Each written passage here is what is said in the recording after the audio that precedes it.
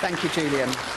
Could I ask David Williams to stand by, and I now call Peter Welsh, who will move Amendment 1.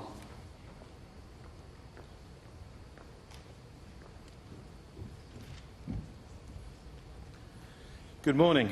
It's a great pleasure to stand here and to support this excellent motion. I'd like to thank Julian and his team for the excellent work they've done.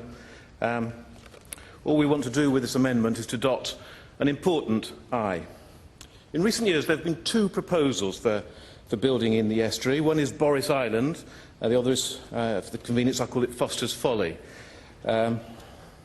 Boris Island, it would be an artificial island, I think probably closer to the territorial waters of the Kingdom of the Netherlands than to central London. You'd need to build underground railways in tunnels of about the same length of the Channel Tunnel to get there and back.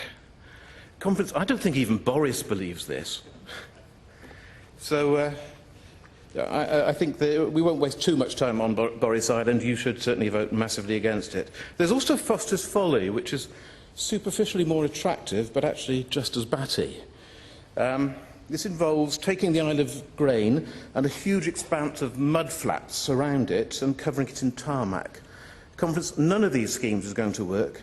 They're not going to work for environmental reasons, they're not going to work for economic reasons, and they're not going to work for aviation reasons. You may not all know the estuary. I'd invite you to come and visit it. Come and visit Medway. Come and visit Leigh-on-Sea.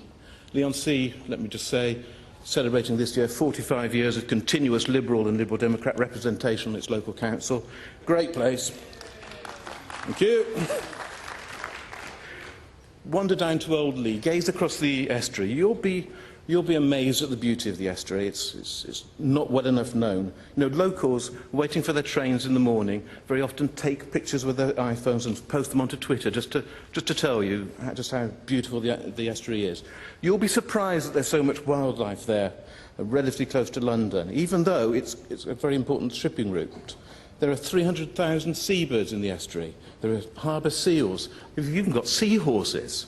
And you'll look at this and you'll say, this should be protected. And guess what? It is. If you build any of these estuary airports, you are breaching the Ramsar Convention, you're breaching the Habitats Directive, and you're destroying sites of special scientific interest. It cannot be done legally. As for the economics, it would cost at least £50 billion to build these things. Foster's Folly involves building out right to the edge of the shipping channel, and that's got tremendous erosion implications for the estuary. You would need an absolutely colossal public subsidy, and you would see nothing back for years and years and years, if ever. And lastly, the aviation case. The CEO of NATS has said this is the worst possible place to build an airport.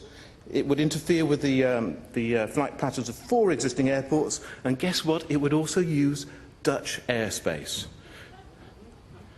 So our master plan for competing with the Dutch is to say, could we have a little bit of your airspace?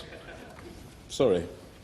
Conference, this isn't going to work. I'd urge you to support this motion, support both amendments, and let's send a message to the Conservatives, our coalition partners, in some language they can understand.